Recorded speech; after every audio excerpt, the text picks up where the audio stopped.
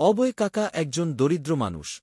সংসারে দারিদ্র্য, ঘরে অভাবন্টন, পেটের ক্ষুধা মেটানোর মতো আয় নেই।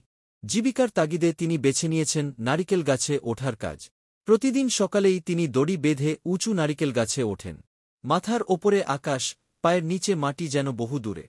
সামান্য অসাবধানতায় প্রাণ যেতে পারে, তবুও অভয় কাকা ভয় পান না।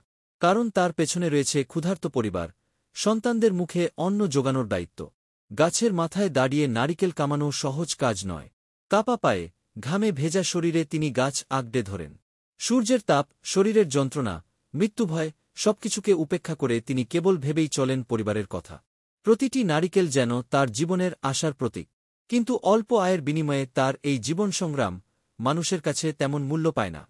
তবুও তিনি প্রতিদিন মৃত্যুকে সঙ্গী করে বাঁচার চেষ্টা করেন। অভয় কাকার জীবন আমাদের চোখে আনে নির্মম সত্য, দারিদ্র মানুষকে কতটা ঝুঁকিপূর্ণ পথে ঠেলে দেয়।